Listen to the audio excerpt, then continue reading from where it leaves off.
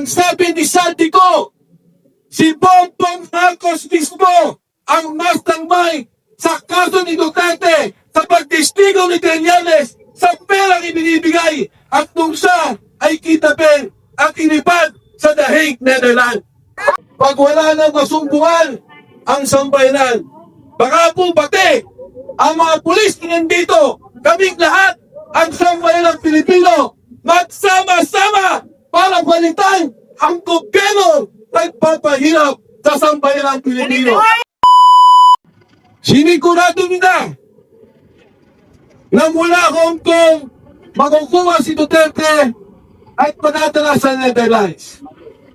Mga kababayan, wala akong problema sa hustisya.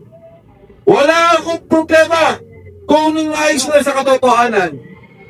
Tandaan ninyo, si Pangulong Estrada kinusuhan sa Pilipinas, sa korte sa Pilipinas, ikinulong sa Pilipinas. Ang Pangulong Gloria Macapagal Arroyo kinasuhan sa Pilipinas. Batas ng Pilipinas. Ikinulong sa Pilipinas. Pero si Pangulong Duterte, kinidnap ng ating gobyerno. Ang sabi ni Saldico, si Bongbong Marcos mismo ang mastermind sa kaso ni Duterte sa pagtestigo ni Trillanes sa perang ibinibigay at nung siya ay kidnapin at inipad sa The Hague, Netherlands. Marcos resign! Marcos resign! Marcos resign! Marcos resign! Bakit tayo nandito sa Supreme Court? Bakit tayo narito sa Korte Suprema? Alam niyo ba na ang ICC, ang ibig sabihin po niyan, pagka ang isang bansa magulo, walang kayusan, ang mga korte ay hindi nagpa-function o walang independensa ang korte, doon naman dadaling sa ICC. Pero dito ba gumagana ang korte ng Pilipinas? Wala ba tayong korte meron? Kaya po ang Korte Suprema dapat magsalita dahil ang pagkakaresto ni Duterte ay sampay sa Korte Suprema. Sampay sa Korte ng Bayan. Sampay sa batas ng Pilipinas. Mga kasama, noong lumabas si Sergeant Tutesan, sinabi ka na sa amin ng ICC. Sabi namin sa kanya, Sergeant Tutesan, siguro hindi panahon na banggitin po ang ICC. Alam niyo ang sabi ni Sergeant Tutesan, ang matataas na mga opisyal ng gobyerno nasa Maitas nagpo-monitor sa pag-aresto kay Pangulong Duterte. Ano ang sabi ng 18 sundalo? Magmula pa ng effort, ibibigay ng tao ni Senador Trillanes ang susi sa mga hotel nila. Pag sumunod sa mga investigador, dadalhin nila sa mga hotel, ibibigay ang susi. Susumpin nila gamit ang kotse ni Saldico.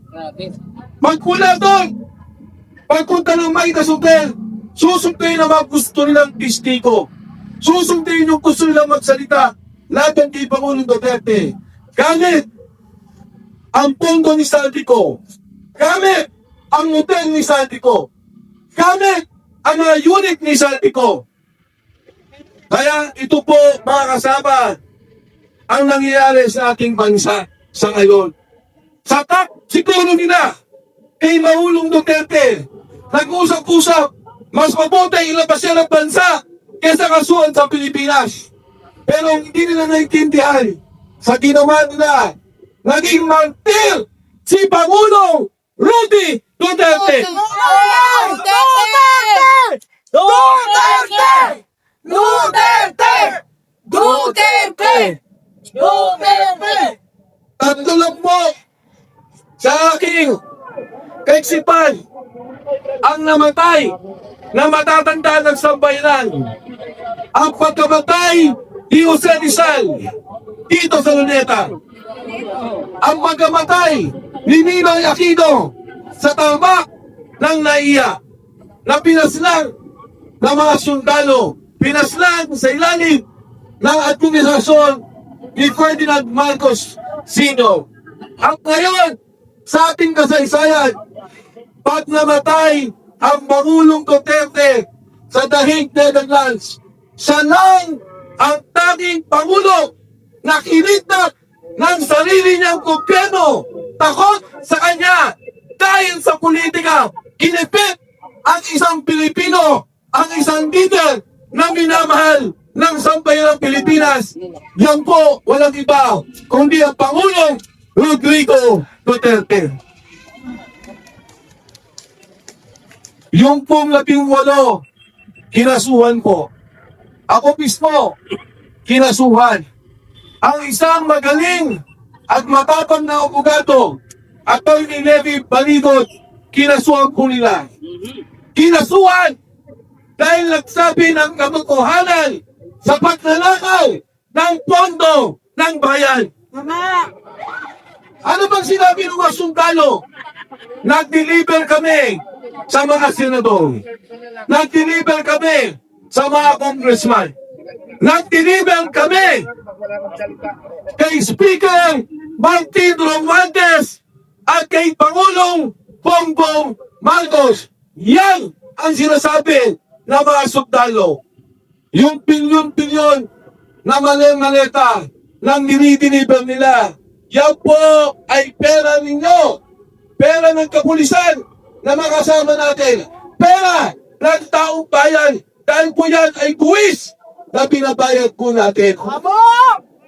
Pero ayaw nilang pakinggan. Pagkus, ang mga nagsalita pa ang kinakasuhan. Kaya po, ngayong hapon, nananawagan kami sa Korte Suprema. Baka kayo na lang ang institusyon na maaaring magbigay hustisya sa sambayanan. Ayaw mag-imbestiga ng Kongreso dahil kasama sila sa binibigyan ng pera. Ayaw mag-imbestiga ng Senado dahil binibigyan sila ng mali-malitang pera.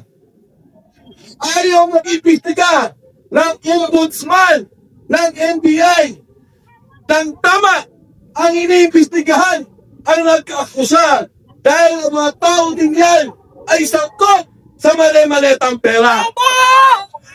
Kaya po sa Korte Suprema, ito po hustisya na hinihingi, ibigay po naman ninyo.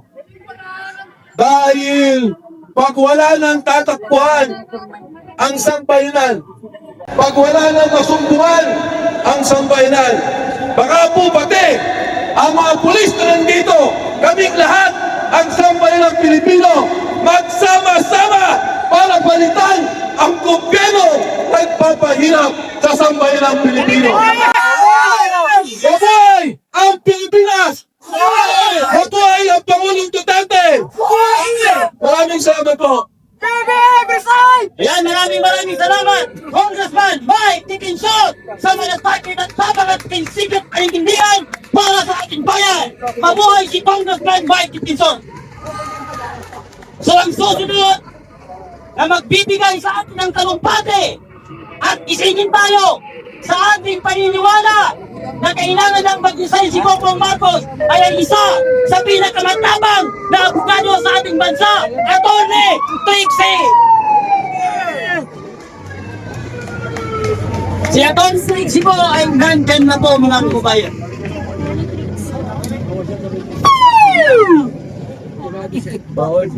Ayan, ang nandyan na po.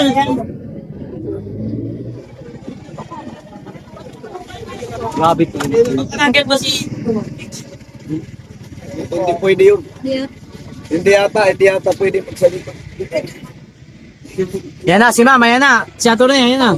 Ayan, si Ato Trixie, oh. Ato Trixie. Ayan, oh. Wait, assist nyo. Yan si Ma'am. Aris balik natin ang Ato Trixie. May problema ako, friend. Pag nagsasalita ako sa ganito, kinakasuhan ako.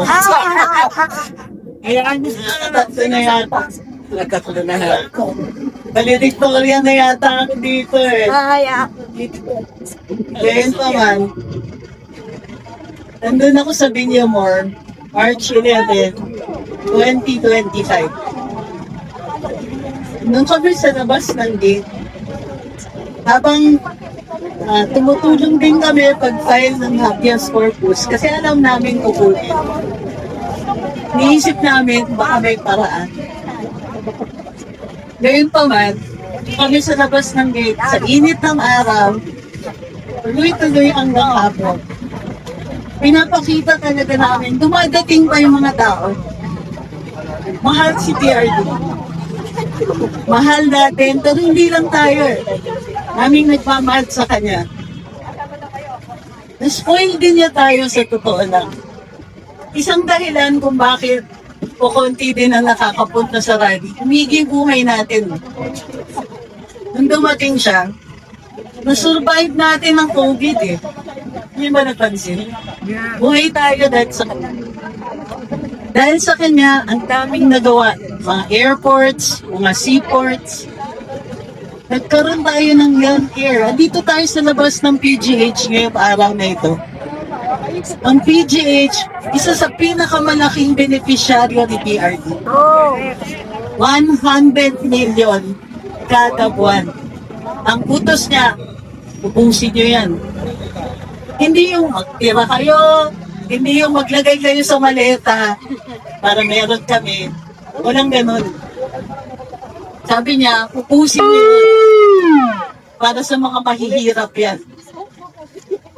Ibang klase, naririnig ninyo, yung presidente nagsasabi, itong pera, pera ng bayan, para sa bayan, para sa tao, unahin natin yung mahihirap.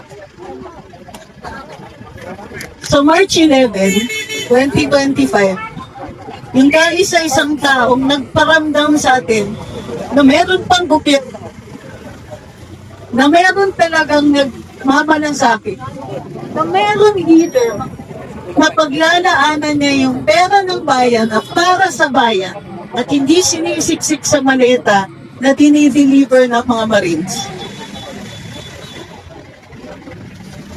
Kinuha nila. Hanggang ngayon, hindi tayo sinasabihan kung paano nagawa yun. Hanggang ngayon, kahit ramdam na ramdam natin yung sakit na nawala siya sa atin, walang nagsasabi sa atin sa pinakamataas na upuan ng gobyerno kung bakit kamakailan lang sinabi ng Pangulo, kino-confirm ko, hindi na tayo pabalik sa ICC. Ano yun? Consuelo? Natatakot kayo sa amin kasi hanggang ngayon nagdadalamhati kami. Hanggang ngayon hindi naiipsan yung sakit ng loob.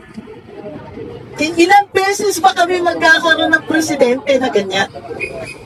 Ilang beses pa tayo nagkaroon ng presidente na nagsabi, free tertiary education para maahon kayo sa kahirapan. Yung pamilya ninyo magkakaroon ng college graduate. Lahat ng pamilya may pagkakataon ng magkaganon dahil sa free tertiary education. Kinuha niyo yung isang tao na nagsabing pwede kami umahon sa kahirapan. Pwede na yun, lahat tayo. Isa nang mag-graduate ninyo. Ang laking tulong sa pamilya naghihirap. Tinaasan niya ang sweldo. Pasintabi na lang po, mga kawani ng gobyerno na nandito. Tinaasan niya sweldo niyo. Tinaasan niya sweldo ng AFP. Kasi, kailangan naman may dignidad, di ba? Nag-aalay ka ng buhay. Andyan ka. Nilalagay ka namin in English, we have put you in harm's way. Ano ba naman yung taasan natin ang sweldo ng mga naglalagay ng buhay nila sa peligro? The person who made that possible, kinuha nila. And up to now, we have no explanation. Walang nagsasabi sa amin, sa atin, sa lahat sa atin dito. Walang nagsasabi. Yeah. We're sorry. Walang nagsasabi. Bakit di na ginawa sa atin ito? Wala man lang nag-acknowledge na nasaktan tayo doon.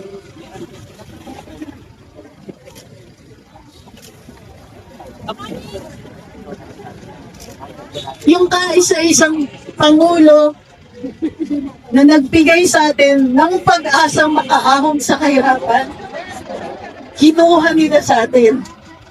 Hindi ko kayang panawarin yun. Kayo kaya nyo ba? Hindi! Lahat ng pagkakataon na maikuha natin, may paalala sa kanila na hindi ka patapatawad yung ginawa nila. Mama! Kukunin natin. Yung mga pagkakataong ganito, yung makapagtipon-tipon, para paalala sa kanila, kinuha niya yung leader namin. Tama! Kinuha niya yung tao na nagpataas ng sweldo, nagbigay ng dignidad sa armed forces at sa PNP, nagbigay ng pag-asa sa mga pamilya makaahon sa kahirapan, nagbigay ng pag-asa sa mga pasyente, nagbigay ng pag-asa sa mga pamilya nagkakaroon ng sakit ang mga kamag-anak.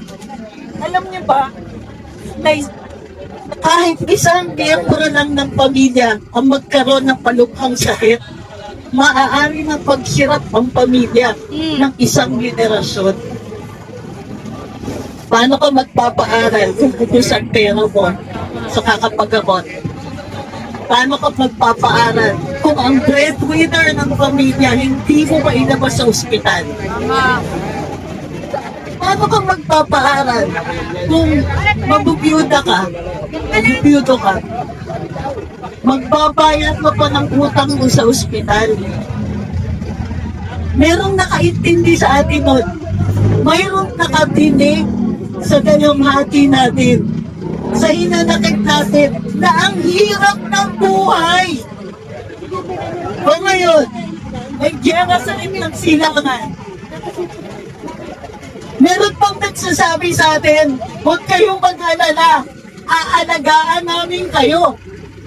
Huwag kayong mag-alala, lalagay namin ang mga capacity ng institution para alagaan kayo kahit wala na kami dito. Hindi kayo magiging dependent sa mga politikong may paleta.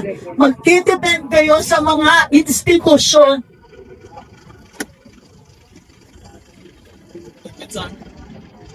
Huwag mong kakalimutan yung March 11, 2025. Yun yung ultimate na katwayturan na ginawa sa atin. Di bali yung soberanya ng Pilipinas. Di bali yung pakiramdam natin. Di bali yung kaliwat kanan na pagnanakaw. Kaya natin tiisin, kaya natin mag-rally, kaya natin mag-critic, maging kritiko. Kaya natin. Ang hindi natin kaya sa ngayon, patawarin na kinuha nila si PRT sa atin. Na hanggang ngayon, walang explanation. Walang paking. Wala man lang pagdadalamhati kasama sa atin. Ang pinibigay nila sa atin, barya, di na tayo babalik sa ICC. Paki ko sa'yo. Wari lang yun. Sinuko niya eh. Sabihin ninyo, walang jurisdiction ng ICC. Ayaw mismo, gobyerno natin mismo kuminada sa power ng ICC Right. sa isang mamamayan ng Pilipinas. Yung nakasombrero. Hihidingin siya sa inyo. Araw-araw, kayo po ay nagtagasal pa. Manalangin tayo. Naisoning si PRT.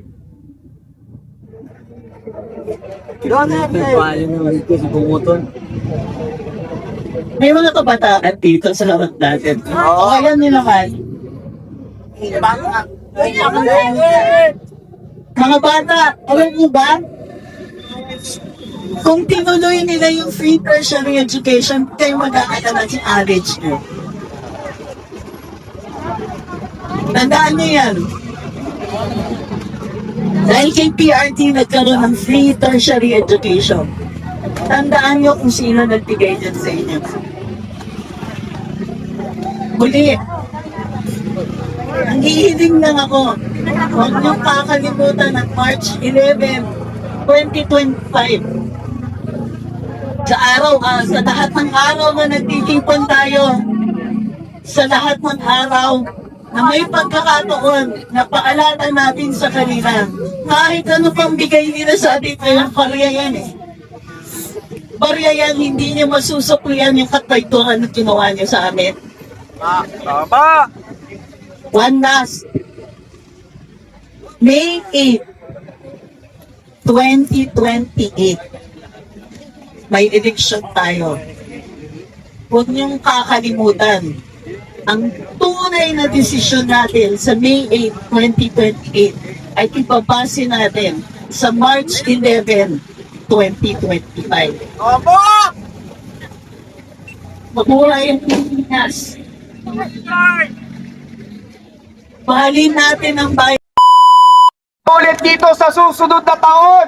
Ngayon na! Naway sana na tuwing magkita tayo ulit ay nandirito na po ang ating mahal na presidente.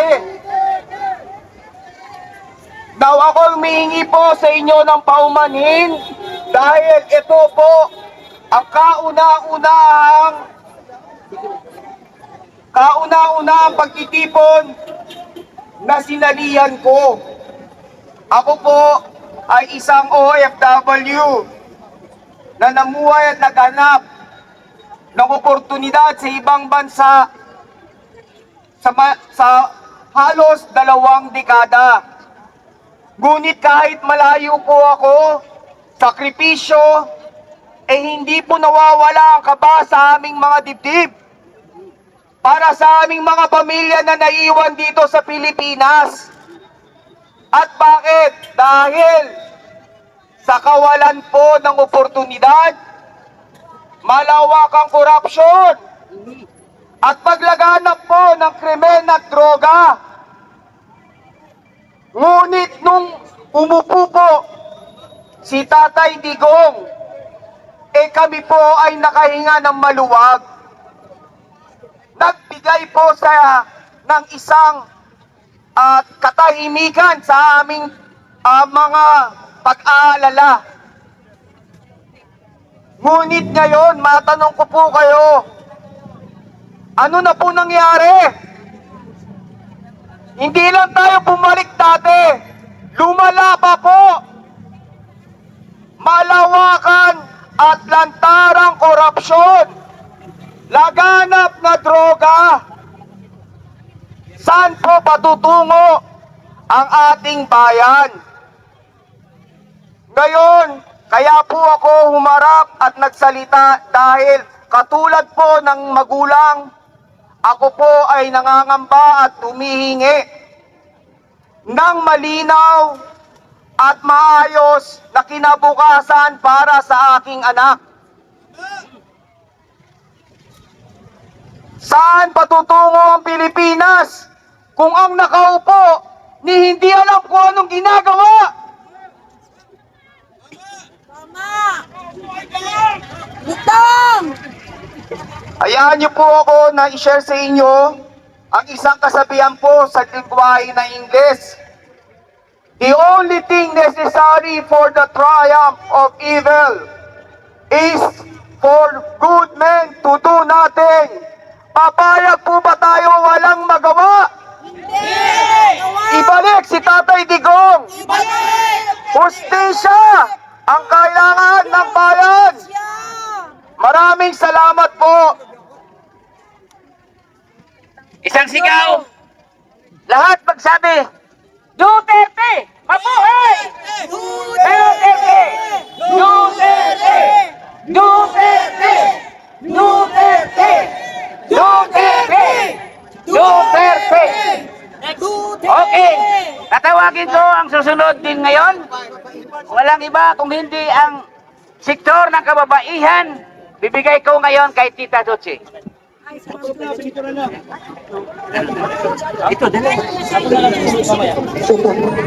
Hello, magandang hapon mo sa lahat. Kagapon! Ako po ay si Chuchi Villar, I'm representing women's sector. Ang masasabi ko ho, natutuwa ako dahil itong unity walk po namin from Salamanca to here ay para i-ano ho natin ang hustisya para sa Tatay Digong at sa lahat ng Pilipino sa ating lahat. Alam ko nyo, yung isang taon naman anibersaryo, tawagin mo yung isang taon anibersaryo, na dinala mo ang ating mahal na Tatay Digong sa The Hague. Pinili ko, ito ay walang totoong ubarang of arrest. So masyadong nakakaawa ho nangyari sa ating mahal na dating Pangulo. At kung kami nandito po, hindi ho kami titigil hanggat hindi ho sana maibalik sa atin ang ating mahal na dating Presidente. Itong pagdala sa kanya sa Hague, ito ay violation ho sa ating judiciary and national sovereignty. Ang sabi nila, nandun si Tatay Digong dahil sa kanyang war on drugs. Pero sa amin ng mga kababaihan, ang masasabi ko po, pinaka-epektibo sa buong panahon ng Pilipinas, yung war on drugs ng Pangulo, dahil kaming mga kababaihan, ang concern mo lagi namin si seguridad namin at lalo na yung sa aming mga anak. Ngayon, naglabasan na naman ang mga krimen. Maging sa bata, maliit na bata, dalaga, kahit mga lola, nire-rape, mga anak din namin mga lalaki na nagkakapatayan. Lahat yan dahil sa droga. Napakasakit po sa atin na tahimik na ho ang buhay natin dati kung maligtan naman sa ganito. Kaya para sa akin ho, sa mga kapwa kong Pilipino, huwag po tayo magpinipinihan. At sa mga elected officials yun natin, sana kung makatanggap man kayo ng maleta, huwag po niyong sabihin, hindi naman namin hiningi, binigay. Sana po, makonsyensya naman po kayo. Dahil hindi yung utusan itong ating pakiusap dahil sa mga maletang yan. At lalo na po sa Supreme Court, kayo ang pag-asa namin. Hindi lang po sapat na maglabas kayo ng statement na illegal or hindi tama or unconstitutional itong pagdala kay Tatay Digong sa Hague. Sana po sabihin nyo at palaban ninyo at gawin nyo lahat ng magagawa nyo as Supreme Court dahil nakakahiya tayo sa buong bansa. Hindi dapat po dito nililitis si Tatay Digong. Bakit doon? Lalo na hindi mo tayo member ng ICC. Pangalawa, sa pilitan mo ang pagdala sa kanya doon. So sa Supreme Court, nakikiusap po kami, medyo papangan pa mo nyo ang pananalita nyo, yung statement nyo at ano sa kapwa sa buong Pilipinas. Lumaban mo tayo lahat. Sana maibalik na mo si Tatay Digong soon. Magpa-birthday na ho siya sa March 28. Sana kasama na ho natin siya. Maraming salamat po.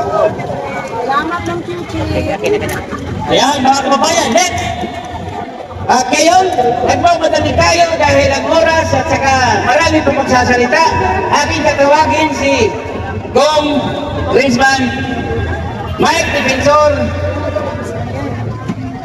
sa Save the Philippines. Nasaan siya? Congressman Mike, ikaw na ang susunod ngayon. Ayun na. Okay. Okay, isang sigaw, mga minamahal. At, okay, tinatawagan ko po si Congressman Mike Defensor na magsasalita ngayon.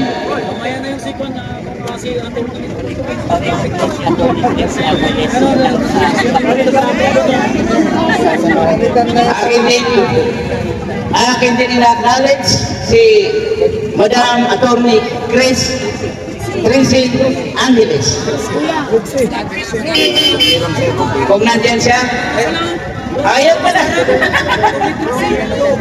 Okay, mamaya, susunod magsasalita si Attorney Tracy after na Mike Defensor.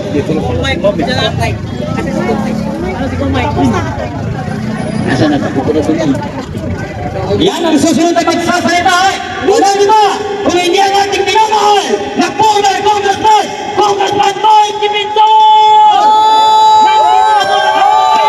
Ang ating minamahal na Congressman Mike Dipinson! Ito malakas oh. Pati ha, Mas malakas yan bro. Maraming salamat, Mark, sa iyong pagpapakilala. Sa lahat po ng mga kasama natin, isang maalam na hapon sa inyong lahat. Yes! Alam niyo mga kasama, narito tayo ngayon para gulatain. Wala ng isang taon nang kinidnap ang Pangulong Duterte. Bakit ko sinabing kinidnap? Ang kumidnap ang sarili nating gobyerno. Kailan lamang nakasama natin ang 18 marino, yung ating 18 brave Marines. Ano po ang sinasabi nila? Sila ang sumusundo sa mga ICC commissioners at investigators. Sila ang nagbabayad ng hotel. Sila ang gumagawa ng pamaraan upang magkaroon ng investigasyon dito sa Maynas Hotel na pag-aari ni Sandico. Libre si Sandico nagbabayad. Doon sa unit ni Sandico sa Raffles sa Makati, doon dinadala ang mga witness, doon dinadala ang mga tao para ibuo ang kaso laban kay Pangulong Duterte. Sino ang nagdala? Si Senador Antonio Trillanes. Nangyari ang investigasyon 5 taon matapos tayo na mawala sa ICC. 5 taon, wala na tayo. Ginawa ang investigasyon. At hindi lang basta-basta investigasyon. Inayos ang kaso. Ininabas ang mga testigo. Hindi para tingnan ang katotohanan. Hindi para ayusin ang hustisya. Pero para kidnapin at ikulong si Pangulong Duterte sa Dahig, Netherlands. Ano po ang sinasabi ng mga security? Wala pa ho ang warrant of arrest. Ikinulong na sa Pinamor ang Pangulong Duterte.